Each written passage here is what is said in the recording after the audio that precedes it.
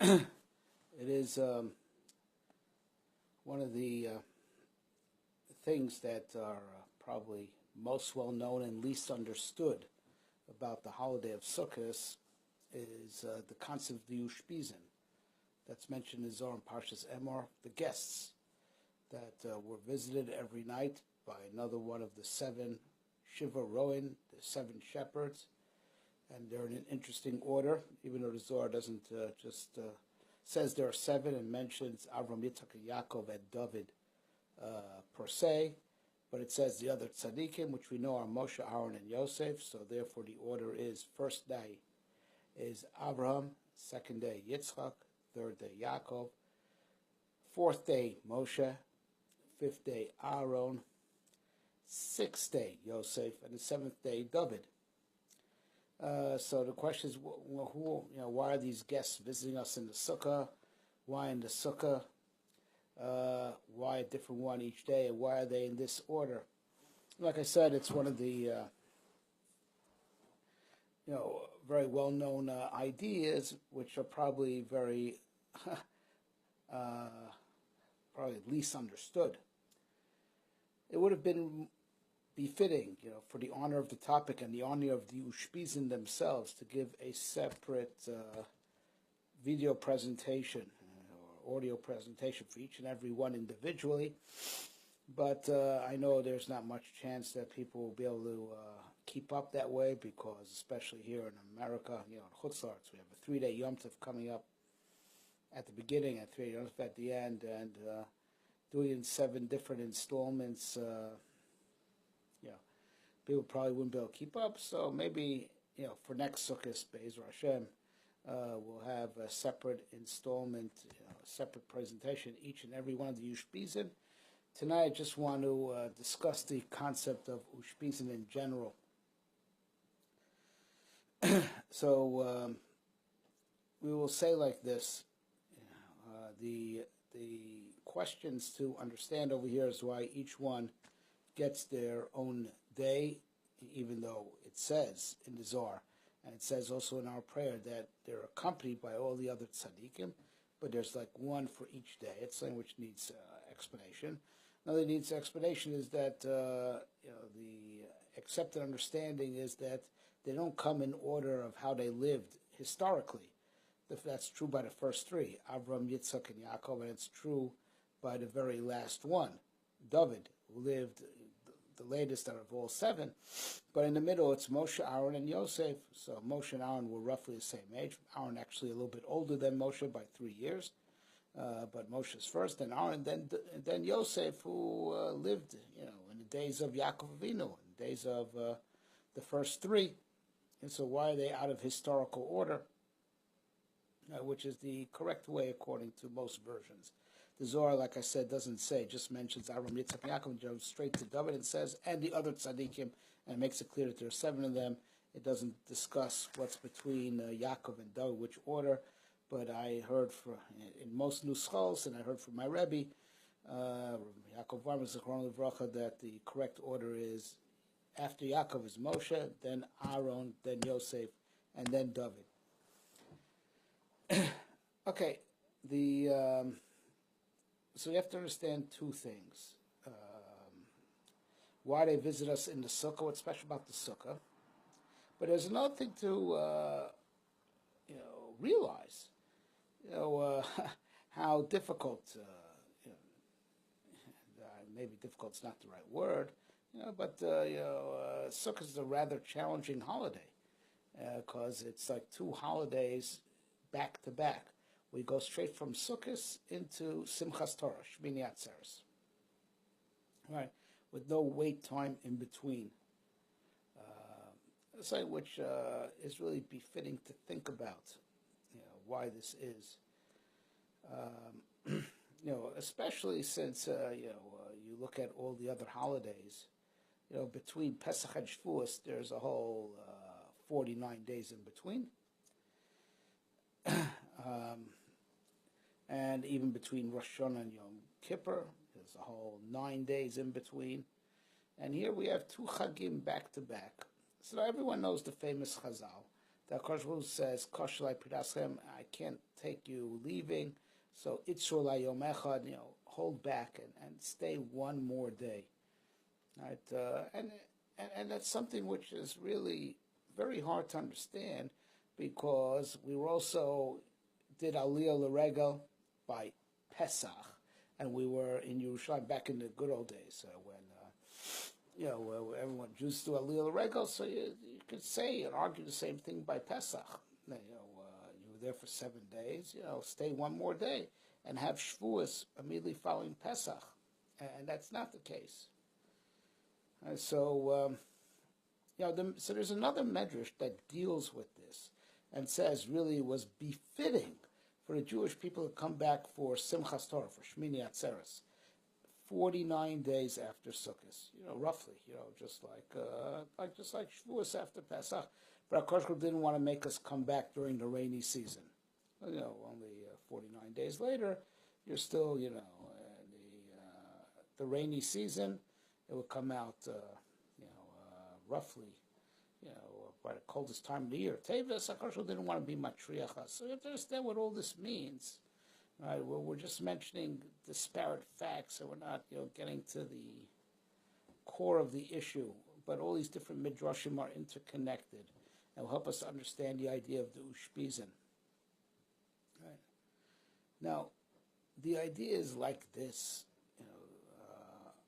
that Sukkot, the very fact that we live in a sukkah, which is something we don't have by any other holiday, meaning what would put Sukkot on par with, let's say, Pesach, for example, right, is that, Pesach has its bylaws, like the laws of the Seder and the prohibition of chametz, but you do it all in your house, right? You don't have to uproot where you're living, right? The special mitzvahs of the Chag, right, are in your home, and even these Chagim that require Aliyah L'Regel, all right, so in your hotel room, or if God forbid you couldn't do Aliyah L'Regel, so in your house, and the same thing is true. Let's say Rosh Hashanah, it's not an Aliyah L'Regel, but still, nonetheless, you have the mitzvah of shofar, and you could do it indoors. You don't have to uproot your living space, right? Yom Kippur, same thing, right? So there's the mitzvah of the Chag, but everyone, lives where they live, right? Shavuos, right? The holiday of giving the Torah, right? So, actually, on Shavuos, we really don't have any special mitzvahs on the individual, but back when there was the temple, right, we used to bring bikurim, or start bringing bikurim from that point onwards. Or there are special korbanos, but still everyone lives in their house, no. So, what would have put Sukkot on par with any of the other Yom Tovim would be just the mitzvah, the other mitzvah that we have, which is the mitzvah of the 4 minim, right, the 4 species, the law of the esrog and hadasim and the aravas, having that special mitzvah, which you would imagine you could do in your house, and which you could, by the way, halachically, but the Mekubalim say it's a big inyan to do it in the sukkah also, but you could be also in your house. So every Chag would have its special mitzvah, like matzah and Pesach, right, the prohibition of chametz, and the shofar on Rosh Hashanah, right, and special sacrifices that we have to bring on Shavuos. Every Chag would have its own special mitzvah, its own special korban musaf. Sukkot is different, and we have to uproot. Say midiras kevav, shei midiras, right? We have to change our living conditions, right? And like, let's say the mitzvah of Simchas Yom Tov, joy in Yom Tov, you have to do that mitzvah in the sukkah, eating the meat and drinking the wine. Right? It's just something very different about the Chag of Sukkot, aside from having the special mitzvahs of the Chag, like all the other Chagim, which could have easily been, upheld, and with the 4 mitzvahs of Daled Minim, right? There's an additional mitzvah that's not just stam one more mitzvah, but it's pretty inconvenient, and that's to uproot, and set up your life in the sukkah, and that says something. I mean, you understand what I'm saying? When I'm driving, Sukkah is not just another action. It's a whole about, uprooting your living space and transferring your life into the Sukkah. It's not just something what you do with your arms and legs. It's a whole state of being in the Sukkah. So this crosses over to the fact that Sukkot also comes right on the tail of Rosh Hashanah and Yom Kippur.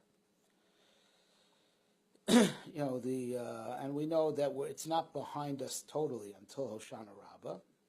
Right? There's still very much this theme, right? In the background that there's days of judgment, and then the pitka, right? The orders of how the year should unfold are sent out, on Hoshana Rabbah, and they're received on Shmini Atzeres. Right? So there's like you have the idea of the din of Rosh Hashanah Yom Kippur in the background, right? And to understand all this is we've said in other series that we've delivered about Rosh Hashanah Yom Kippur that by the original plan, right, if we would have held our level after the giving of the Torah, Shavuos time, would have held the level and not succumbed to the sin of the golden calf, and not having Chas v'Sholom, the luchos broken, right? We would have been on a whole different level, which wouldn't have required the whole Rosh Hashanah Yom Kippur period, where we have to repent and rebuild and be worthy of second tablets. Yom Kippur became instituted as a day of forgiveness forever, because when Moshe Rabbeinu came out with the second tablets, the Luchos Shniyos on Yom Kippur, right? We could have done without all of that if we have stuck with the first Luchos. Now, another difference that there would have been between the first Luchos and the second Luchos, right? Another difference would be, our relationship to the divine presence, our relationship. V'shachanti b'socham, God says, I make a mishkan and I will a mikdash and I will dwell in them. B'sochol lo ne'emar, b'soch doesn't say I'll dwell in it, I'll dwell in them. Really, HaKadosh wants to dwell amongst the Jewish people, right? But because we're a little bit tainted, so the way He dwells amongst us is in a very hidden way, right? But in the revealed way, it's in the temple. And that's the big tragedy of the destruction of the temple, that is no longer visible. No one could see the divine presence in us. So God, of course, is with us wherever we go. We are His people. When the Jewish people went into exile, the divine presence followed them, but it's all hidden. It's hidden. Right, but if we would have been worthy of the first tablets, would have kept that level of purity, right, the divine presence would have been visibly with us, and that's the way it's going to be in the future. Even though the temple will be rebuilt, but the divine presence, being in the midst of Jewish people, will not be limited to the temple, on the Temple Mount. The divine presence will be, openly revealed for everyone to see. Hashchina Shorbi, so the divine presence is with the Jewish people. Just on the Temple Mount, they do the sacrifices, right? But the Shechina is everywhere. The divine presence of the Jewish people everywhere, and we lost that level, and we'll only regain it in the future, right? But where we get a little taste of it, right, is by Sukkot, right? When we've cleaned ourselves up, Rosh Hashanah Yom Kippur, rebuilding from what we lost because of the sin of the golden calf and the breaking of the luchos. So on Rosh Hashanah Yom Kippur, we rebuild and we repent and we get cleaned up, right? So HaKadosh Baruch Hu, is infinite mercy and His infinite love for us, lets us have a taste of what we lost, and that's with the mitzvah of Sukkah. And we with the mitzvah of Sukkah, right? With the mitzvah of Sukkah, we're actually living with the divine presence. And HaKadosh Baruch Hu says, you cleaned yourself up so much during Rosh Hashanah Yom Kippur. Come live with me. in my space. And the sukkah represents, living, with God. That this, the space within the sukkah is holy space. And we know that the divine name, rests on the sukkah, and that's why, all the sukkah decorations, you can't make use of them for yourself. Right? What the sukkah is made out of, and the sukkah decorations are holy. They're sort of muktzah in the sense that you can't enjoy them for yourself. You have to leave them in the sukkah, and they're holy for the sukkah until sukkah goes out, because a certain divine energy is chal on them, because they're for a mitzvah, for a mitzvah of sukkah. And like I said, sukkah is like a holy space. The Chafetz Chaim in the Mishnah Berurah says you should never speak lashon hara, but certainly don't speak lashon hara in the sukkah, because that's defiling holy space. You should not do an avera anytime, but you should definitely not do an avera in the sukkah. It's like doing a sin right in the king's palace, right in his face. God forbid. Right? And that's why also, as the Ramah tells us in Shulchan Aruch, we should be mitayel, so hang out in the sukkah. Just hang out there, even if you don't have to eat. Just be there. Just be there. Right? It's called to be, in the words of Zohar, betzil d'memnusa, and the shadow of the faith. It's to be like under the Shekhinah. Right, and that's what the Kol Ezrach B'Yisrael Yeshiv B'Sukkos. Any citizen of the Jewish people should sit in sukkah. Someone dafka who's a real Jew could only sit in the sukkah. Right, someone who has a chelik in Am Yisrael, chelik in Eretz Yisrael, says the Zohar, really connected. Only he sits in sukkah. Now, what does the Zohar mean by that? It means to say that, of course, anybody could park his body in the sukkah, but you're not really sitting in the sukkah, because sukkah is holy space. Only a holy person enters the holy dimensions of the sukkah. A goy who visits your sukkah, he's not called Ezrach B'Yisrael, right? He doesn't really sit in sukkah. A goy that visits you in your sukkah, he's sitting, between sheets and with some branches over his head. He's not sitting in sukkah. He's not in the holy space. Only a person who really is genuinely Jewish has a genuine connection to the Jewish people and the land of Israel and the Torah. Only he really sits in the space of the sukkah. Now, it is especially necessary because we're still in competition with the ministering angels of the nations of the world, because they're the ones who prosecute against us, right? On Rosh Hashanah and Yom Kippur, right? Those who work on the Satan's prosecution team, those who work on his team to make a case against us, are all the ministering angels of the nations of the world. And it's important at this time for us to climb higher, to show the categorical difference between us and them. We dwell in the sukkah and they don't. We're in a special space with God that they don't have. It's critical to show that difference. And then Hoshana Rabbah, the last day of Sukkot, that difference has been demonstrated, for 7 days. We'll get to the idea of 7 in just a second. But then to show that we did a whole cycle of showing how we're categorically different. And that's why Shmini Atzeres, we go back into the house, because we've proven that we're with God and they're not. And we're with God, and therefore we never separate from God. Right? So it's very important to climb to this special high level, especially in context of we had just gone through, and we're still sort of under the prosecution of the ministering angels of the nations of the world. We got to show that we're different. We're different. We're in a whole different place in reality. Right? We're in the sukkah and they're not. So it's important to climb to this higher level to show the categorical difference between us and them. And that's the finality of getting out of the danger of the judgment of Rosh Hashanah and Yom Kippur. We've shown that we're better.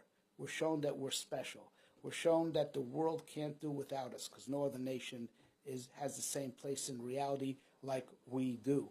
And therefore the world just needs us. As it were, if God wants a kingdom, if he wants a kingdom, he needs us.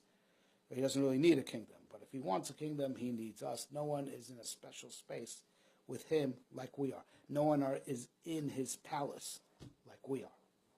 All right, so now Sukkot was always meant to represent the highest intimacy between us and God, because even before the sin of the golden calf, there always was the concept of the 3 regalim, right? The 3 times that we go up to meet with God in the temple, right? Do Aliyah L'Regel. And that's already mentioned in Parshas Mishpatim, way before, the sin of before the sin of the golden calf happens. Sukkot was always supposed to be the high point after the three regalim, the highest, of showing the greatest intimacy. Right? And that's what they can understand a little bit. Right? Why Akoshu says, Dafka at the end of Sukkot's Kosher, I can't live without you. Stay one more day. And he doesn't say it after Pesach. Right? You can understand why. Because Sukkot were in a special, intimate place with him. And the parting is too painful. We're just in a special, intimate place. We're not in that same intimate space with him on Pesach. As much as Pesach is the holiday that he chose us, and we were born as a nation, as God's nation, but the intimacy with him, that's Sukkot. And that's why Dafka at the end of Sukkot, Kosher Lai Pridaschem. Right? Especially, we take into account that, we did time with him on Rosh Hashanah Yom Kippur also, in cleansing ourselves. But still, the main point is, Sukkot is when we're intimate with him. Right, and that's why he says, Dafka, at the end of Sukkot, Kosher Lai Pridaschem, I can't live without you. Right? So now you can understand another thing. Shavuos, the giving of the Torah, it's like a very high level that you have to build up to. So Pesach we were born, but we still have so much purification to go through until we're worthy of Shavuos. Right? Worthy of the giving of the Torah. Which, by the way, Chazal always refer to Shavuos as Atzeres, even though it's not called that way in the Chumash, but showing that as saying Kamu Shmini Atzeres, Simchas Torah. They both have to do with Torah, right? Because God only gave the Torah to the Jewish people, right? That's what made us the chosen people. That's who made us special. And we know that he offered it to the other nations world, and they rejected it. And we have to be pure to be able to receive the Torah. So the Zohar says that the 7 weeks from the first day of Pesach until Shavuos is like the 7 clean days a woman has to count until she's pure to be united with her husband. Those who keep the laws of family purity know what I'm talking about. That's what Zohar says. The 7 weeks of the Yom are parallel to 7 clean days, the Shiva Nekiyim. Right? So after Pesach, where we're still, even though we were chosen, but we're still far away from having the right to be intimate with God, which is with the giving of the Torah. So we need this 7-week purification period, right? And really to even do Simchas Torah, right, it would have been better to even build up more another 7 weeks, but it would have been cold, right, as the Medrash says. So God didn't want us to come back in the depth of the winter. But there's, but of course there has to be something to compensate for the fact that we don't have to put in those extra 7 weeks of preparation to have Shmini Atzeres, which is Simchas Torah, also represents the joy of the Torah, that we're the nation of the Torah. Right? We're so happy with the Torah. Right? They used to always celebrate Simchas Torah even before the minute became to finish the Torah on Simchas Torah. Right? The happiness, the joy that we're special, that we're the one nation on earth that God gave the Torah to. Won't give the Torah to anybody else. It shows that God loves us, and the Torah is what makes us the chosen people, and puts us in a special place with him. Right? So we don't need, so just like God didn't demand it from us, but also on the other hand, right, in order for it to make sense, we also don't need those 7 weeks in between because of how super spiritually charged the 7 days of Sukkot are. They are so supercharged that each day of Sukkot is worth a whole week. It's worth a whole week. Each day of Sukkot is worth a whole week of the Omer. So what we got in 7 weeks of the Omer, and then we have Shavuos, Matan Torah, we get that in the 7 days of Sukkot, each day of Sukkot being worth a whole week, and we have Simchas Torah on the 8th day, instead of, at the beginning of the 8th week. Right? That's the superpower that there is in Sukkot. Right? It's supercharged. It's spiritually supercharged. Right? So now, the Zohar says, a remez, an allusion to the Ushpizin, a remez to the Ushpizin, the 7 guests, is because it says, Basukkas Teshu Shizayim, in Sukkot sit 7 days, Kozach B'Yisrael, Yeshua, and all Jewish citizens should sit in Sukkot. So it asks the Zohar, why did you have to say it twice in the same sense? Basukkas Teshu Shivasayim, in Sukkot sit 7 days, Kozach B'Yisrael, every Jewish citizen, which we explained for any genuine Jew, Yeshua sits in Sukkah. A guy who walks in Sukkah is not really sitting in Sukkah. Only a real Jew who has a special connection with God is sitting in the holy space of the Sukkah, sitting in the holy dimension of Sukkah.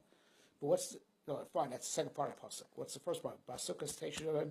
So it says, so you can also read, in Sukkah sit 7 days, commanding 7 days to sit in Sukkah, as if you're commanding 7 days to sit in the Sukkah. And says the Zohar, that's referring to the Ushpizin. Because we know the world was created in 7 days. Everyone, I'm sure, has heard the concept that 7 is nature, a concept that the Maharal popularized, but the idea is very, very apparent in Jewish philosophy, even before the Maharal. Right? 7 is nature, because the world was created in 7 days. Shabbos is one of the days of creation, because God created rest on Shabbos. Right? And the natural world is 7. That's why 7 colors in the rainbow. And now that's why the goyim who live in the natural world, even though they still have mitzvahs, 7 mitzvahs. They live in a natural world. Natural world, 1 mitzvah parallel to each day of creation. And that's why the Torah tells us originally there were 70 nations, 70, Gentile nations. It's 7 times 10, like as it were, 10 nations per day of the natural world. Right? They live in the natural world, so they need mitzvahs, for their. And if you look at their 7 mitzvahs, it's all about keeping law and order in this world. We have 613 because we also have to not just fix our physical lives, we also have to merit Olam Haba, the world to come. Right, so that's why. But they have 7 mitzvahs parallel to the natural world, and there are 70 of them. Right? And that's why, that's the secret. Rebbe Bachai points out, that you take the dimensions of the wall of Sukkah, it's 70 square tvachim, because it's 7 tvachim wide by 10 tvachim high. So it's 7 times 10, 70 square tvachim. These walls divide us from the 70 nations of the world. And we're divided from the nations of the world with the power of Torah. And we know Shivim Panim LaTorah, there's 70 faces to the Torah. That's why in the Grand Rabbinical Court, 70 sages sat, just with one extra one to be a tiebreaker. Right? And that's it. We're separated from them. We're different from the 70 nations of the world because we have the Torah that's 70 faces. That's the divider. And that's why we're in Sukkah and they're not.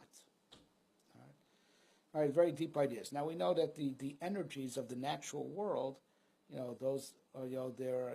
are these 7 shepherds. They're called the 7 days because they fixed the 7 forces of creation.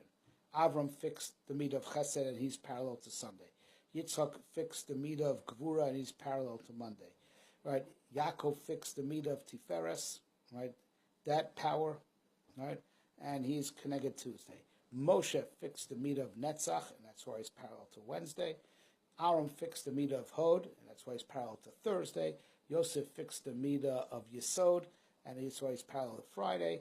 And David Melch fixed the midah of Malchus, which is Shabbos. Yismachu Malchus Hashem Shabbos. That's why he's parallel to the 7th day, which is Shabbos. Right? The significance of these 7 tzaddikim is that, aside from having been tzaddikim in their private lives, they had a certain cosmic role that each one worked on fixing this elemental force of the world. And that's why they are called the 7 days, right? Because they fixed the midas, they fixed the divine energies that power up these 7 days. Right?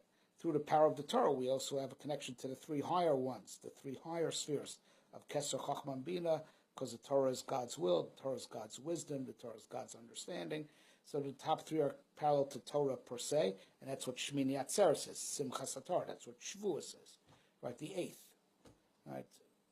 The 8th being, parallel to the 8th, 9th, and 10th, right? But these 7, they fix, the 7 powers, the 7 forces of the natural world, right? And Goyim, they live in the natural world, but they don't fix the natural world. They have to keep law and order, but they're not the ones who make it. Because even though we Jews are above nature, but we also are the ones who fix and bring divinity within nature. And that's what these 7 tzaddikim did. What sets them apart from the millions of other tzaddikim the Jewish people have had is that they had cosmic roles in addition to their roles as in their lives as in perfecting themselves. They also had a cosmic roles of fixing these divine attributes. And the truth is that explains also why Yosef comes after Moshe and Aaron, because the divine attribute that he fixed in the chain of the sequence of these energies, that energy actually comes later down in the conceptual chain. even though he lived earlier in history, but in the conceptual chain of these forces, he is parallel to the force that Friday is parallel to, right? And so the force that he's parallel to does not reflect the chronology of when he lived. We're looking at the order of which midah he fixed, which attribute he perfected, right? So he perfected a attribute that comes after in the chain of concept and conceptual chain. It comes later than what Moshe and Aaron fixed. Now, for those who have understanding, I'm going to say a gem that I heard from our Rosh Yeshiva, Yaakov Weinberg, a blessed memory. Yaakov Weinberg said that, Rosh Yeshiva of Ner Yisrael, Zecher Tzach Kadosh Bracha, he had said that the halacha is Yumatar V'achas Chachar Kach Yisa Isha. A person should really learn Torah first, become a scholar, and then get married, because you may not be able to find the time after you have a family to support. But the halacha further states, Yitzhak's God, but if you're the evil inclinations just gain a better view and you can't control your desires, your impulses, so marry first and then learn Torah. The proper order of the divine attributes, the divine energies, which are parallel to the order of the days of the week, is Moshe and Aaron, Torah Shebechsav, the written law, Torah Shebal Peh, the oral law, and then Yesod, Malchus, David and Yosef, and then David, getting married. Yom HaTorah v'achkach Yisa Isha. But because of the sin of Adam and the sin of all the generations, the world was so tainted, it was similar to a man who is just, his impulses are getting the better of him. So Yisa Isha v'achkach Yom HaTorah. So first get married and then learn Torah after you've settled down a little bit. All right, so that's, that was our state cosmically, and that's why God had to give us, in history, in historic order, he had to give us Yosef before Moshe and Aaron. He had to give us something that's parallel to marriage before Moshe and Aaron, who gave us the Torah. But the proper order of how it should be is Moshe, Aaron, and Yosef. That's the proper conceptual order, even though that's not the way it worked out historically, but that's because of our unique handicap. Humanity needed Yosef before it could get Moshe and Aaron, just like you tell a person who's a person should really learn Torah and then get married, but if a person Yitzhak Miskaba, it's time to get married and then learn Torah. That was our situation of humanity, situation of Klal Yisrael. We needed Yosef first, before Moshe and Aaron. But the proper conceptual order, of the way it is as far as conceptual, and sequential order of the forces of reality, it should be, just like it's Wednesday, Thursday, Friday. It should be Moshe, Aaron, Yosef. Right. Okay, and I don't imagine a lot of people understood this. This is a special gem for the initiated. So getting back to our point, Sukkot is so supercharged. We're with God, and each day of Sukkot is worth a whole week of the Omer. So now if you look at the week of the Omer, anyone who says the Rebbe Shalom afterwards says, first week is Chesed, which is Avraham Avinu. So Chesed, all different prayers. Chesed, we fix all that in one day. All the different aspects of Chesed fixed in one day. So we get Abraham, who fixed the whole midah. We get him as our guest because we're fixing everything we fix in one whole week of the Omer. We fix in one day. So the man who fixed that whole attribute that during the Omer takes us a week to work on, we get it all in one day. So we get Abraham, who represents the whole midah of Chesed in its entirety. We get him as a guest. He's biased because we fixed that whole midah, that whole day, on that day. Right?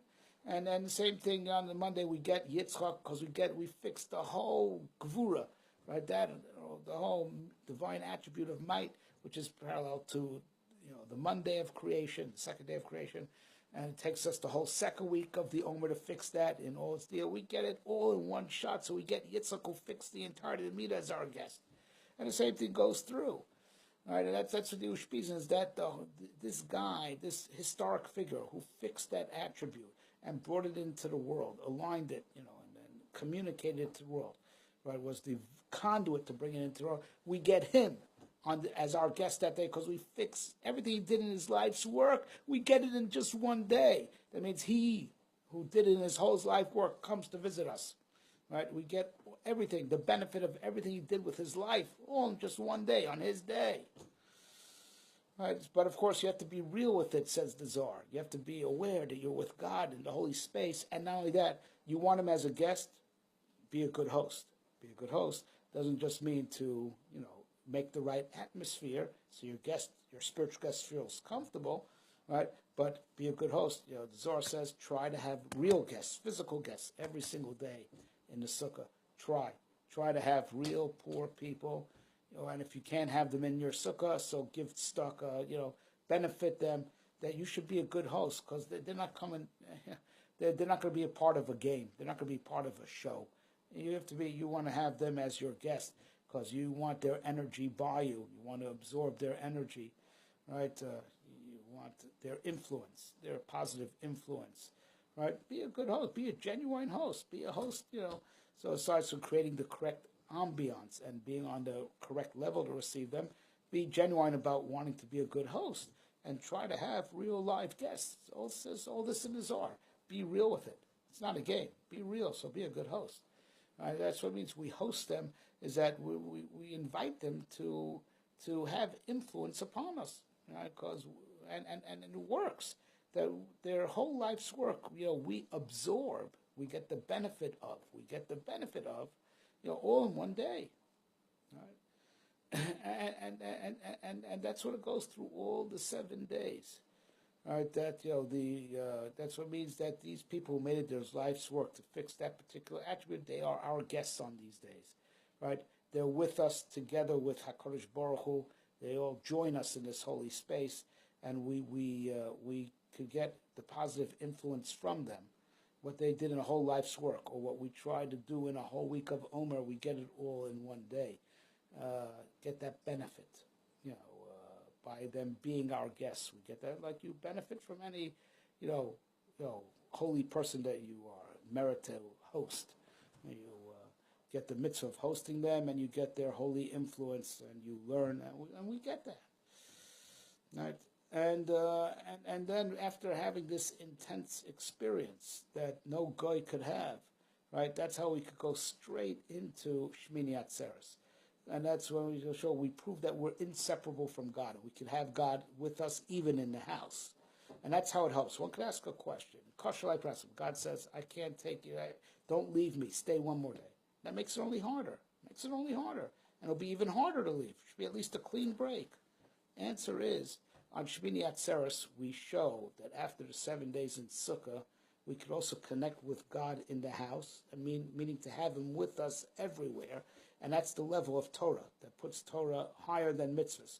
Mitzvahs are only whatever time. You can't do Sukkah on Pesach time, and you don't get any special merit for eating matzah on Sukkot. Mitzvah is only at the time when you're commanded to do it, the time and place where the command applies. Torah is everywhere. Because Torah is information, it's knowledge, it's everywhere. But also Torah is, the mitzvah is perpetual. Torah is everywhere. Even in Olam Haba, where there's no more mitzvahs to do, because everything to be fixed has been fixed already. Mitzvah tells us, but there is Torah in Olam Haba. And so the 8th day is Simchas HaTorah, that we show after we show that we're on the mitzvah level, we're with God.